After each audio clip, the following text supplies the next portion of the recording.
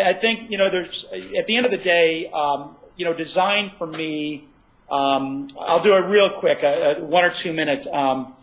I was a high school teacher and a summer camp counselor and a varsity soccer baseball coach and took kids on trips around the country and around the world. So my background is biased by a couple things. I love learning and teaching.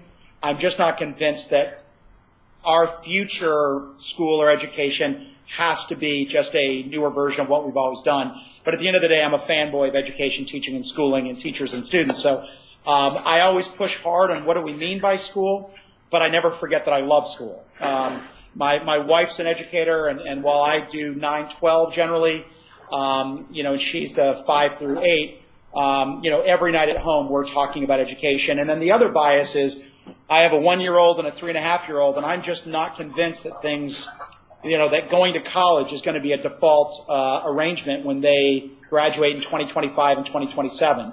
So, I am on this really aggressive search to figure out what it's going to look like not for my own professional portfolio, because I have 2 kids, and I don't think that the end game of just go to college for 4 years when you're 18 is going to be the obvious solution anymore. And if that's the case, then what do we mean by high school? And if that's the case, what do we mean by middle school? And what do we mean by customized education, et cetera? So the other biases are English. At the end of the day, I'm an English teacher. I taught history in U.S. government and in architecture and planning, but at the end of the day, I'm an English teacher. So I always see the world through literacy and communication, and blogging and Twitter and those kinds of things have been rocket fuel for me because it falls casually and easily into what I did in the classroom with my kids. I was an experiential ed teacher, and really what that means is project-based learning in any environment I could find. So it was never about technology. When I went to grad school in 2000 and went full-time, I threw away I had a Palm Pilot and a cell phone, and within 3 months I threw them away literally into the trash can. I don't mean I recycled them. I literally threw both in the trash can.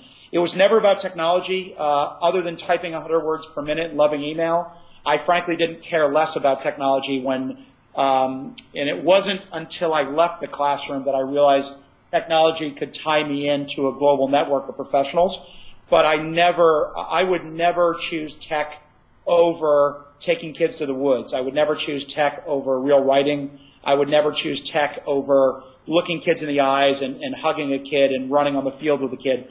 That being said, I don't know how we do it without technology anymore. So I'm not a tech guru. I'm not a guy that can hack. I'm a pretty obnoxious guy when it comes to, I'll do the messy version over the elegant. I don't care about PC versus Mac.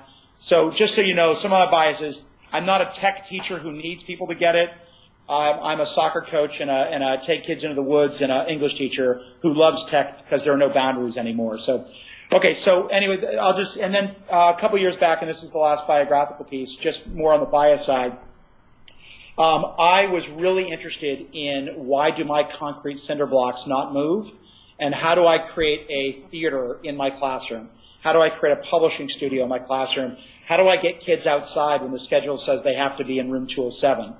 So in the mid-90s, I started to really get frustrated as a younger teacher with how come the classroom forbid my kids from doing really great things. We would go into classrooms and suddenly we were limited as opposed to ideas being enough. So I started to wrestle with that, and I decided to look at, I called it school design because I didn't know what else to call it. The charter school movement was really gaining steam. I was getting a little antsy as a young teacher. I wasn't sure if I was going to go to law school or become a headmaster one day. I was kind of at that divide of do I leave teaching or run a school? And so I started to look at starting a school of my own as the holy grail, and decided to go to grad school, and I called it school design. I didn't know what else to call it, but my grad school program said you can call it anything you want, self-design your program and take advantage of all of our resources, and that was great for me. It was a limitless candy shop. Well, when I was there, I had a graduate student. I was an advisee of an advisor, a woman named Meg Campbell, who was the president of Experiential Expeditionary Learning Outward Bound, or ELOB, which is a big school model. Hold on one second. Big school model that looked at the merger between Outward Bound and in the classroom experiences. So essentially, taking Outward Bound principles but putting them into really practical Monday through Friday experiences for kids in public schools.